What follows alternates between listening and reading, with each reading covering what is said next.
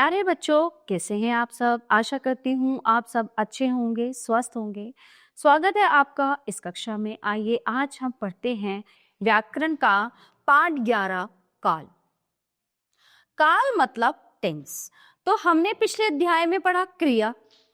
तो उन क्रियाओं को करने का जो समय होता है उसे काल कहते हैं।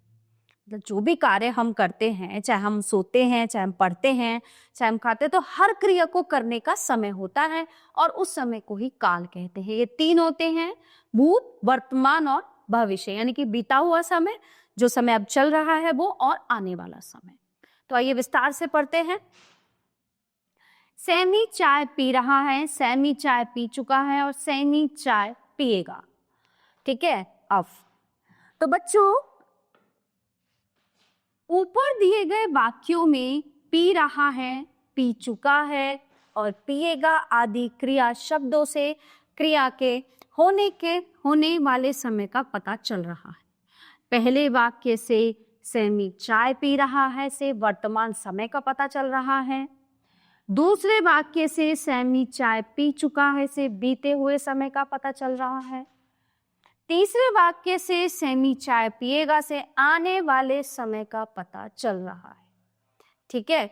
तो क्रिया के जिस रूप से काम के होने या करने के समय का पता चले उसे काल कहते हैं। काल के भेद। काल के तीन भेद होते हैं, वर्तमान काल, भूतकाल और भविष्यत काल। ठीक है। सबसे पहले हम बात करेंगे वर्तमान काल की।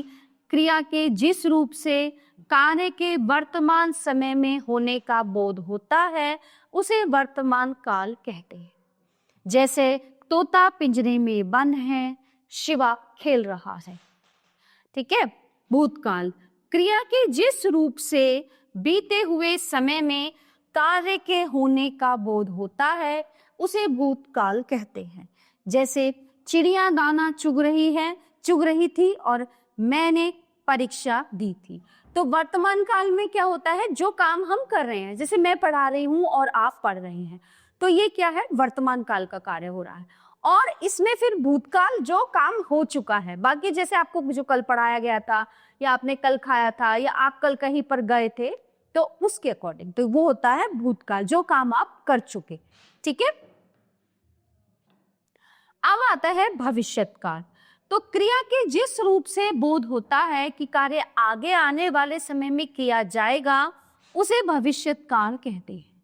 जैसे मैं कल दिल्ली जाऊंगी, करण कल स्कूल जाएगा, यानी आने वाले समय में कि कल आप क्या करोगे। ठीक है। तो ये तीन काल होते हैं। तो जो भी क्रिया हम करते हैं उन्हें करने का समय काल होता है और क्रिया कब कब हो रही है वो इन तीनों कालों में डिस्क्राइब यानी वर्णन किया गया है। तो काल बदलने पर क्रिया का रूप भी बदल जाता है। तो इस पाठ से हमने सीखा कि क्रिया के होने के समय को काल कहते हैं, चल रहे समय को वर्तमान काल कहते हैं और बीते हुए समय को भूतकाल कहते हैं और आने वाले समय को भविष्य। प्यारे बच्चों, ये पाठ यहीं पे समाप्त होता है। आशा करती हूँ आपको अच्छे से समझ आया होगा। मिलते हैं अगली कक्षा में। धन्यवाद।